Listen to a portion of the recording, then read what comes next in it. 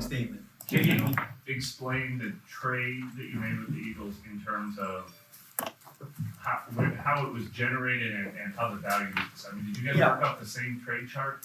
There were some. Oh, I don't know. Yeah, I mean, we look at them, they look at them, and we just come to, an agreement.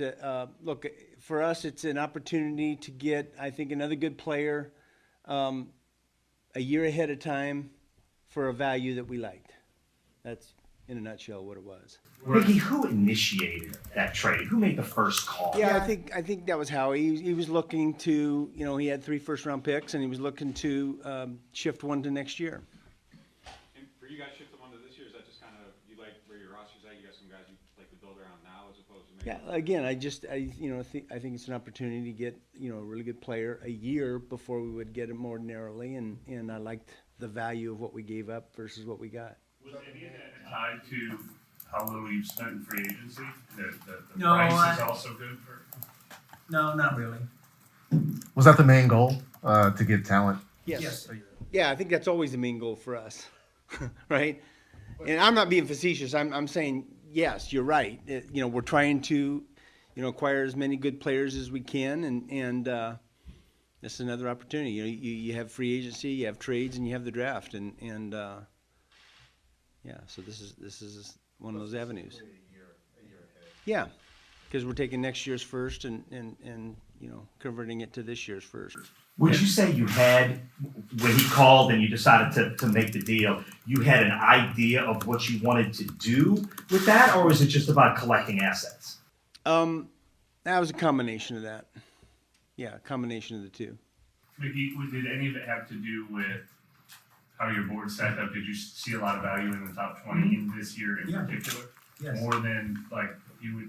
I don't know about more or less. I just, look, there's a group of players that we like that we think are going to be available. As far as I know, it seems like the quarterback class is all over the board with how people have graded and ranked them. Just maybe overall, how do you all feel about the group? Yeah, that's not an area I want to get into. Mickey, when you're looking into making a trade like that, are you guys confident that things are going to kind of fall the way you want? Do you feel like there's a scenario or two that are very likely going to play out before you make that deal? Yeah, I mean, yes. It's not foolproof though, but yeah, I mean, we wouldn't make a deal if we didn't think we were going to end up, with a good player in that spot. So, but it's not, it's never foolproof. So you guys earmark a handful of guys kind of in this, we'll get I'm sorry, say that again. like, do you earmark like a handful of guys and you're like, okay, one of these 3 or 4 or whatever type of. Mickey, how has the process gone without Sean? I mean, obviously Dennis was here. Quieter. I'm making a joke at his expense. Which is okay. It's been pretty similar, right? It's pretty similar. Because look, the process isn't just, the head coach, the GM, and the assistant general manager. It's everyone. It's all of our coaches. It's all of our scouts. There's a lot of people involved, and obviously the head coach is one of them and important, and Sean has a strong voice, but Dennis does as well. Trading a 2023 pick, trading a 2024 pick. There's so many different charts that some people say, "Oh my gosh." Well, the charts don't value future picks, Right. and so you really I have at my fingertips all the trades that are involved with the draft over the last 14 years, and so you look at that, you look at how people value it.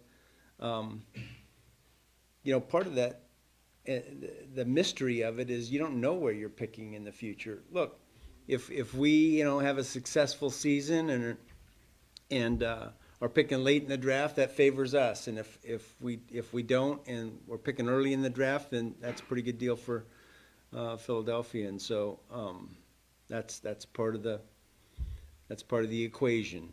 But the bigger piece is, how does the player perform that we select? Because, for example, if you traded your whole draft away and you got Tom Brady, everybody would say that's a great draft. Now, they wouldn't say that it was a great trade before that happened, but after the fact, they'd say, look, man, look at that. So ultimately, it comes down to who you select and how well that player performs.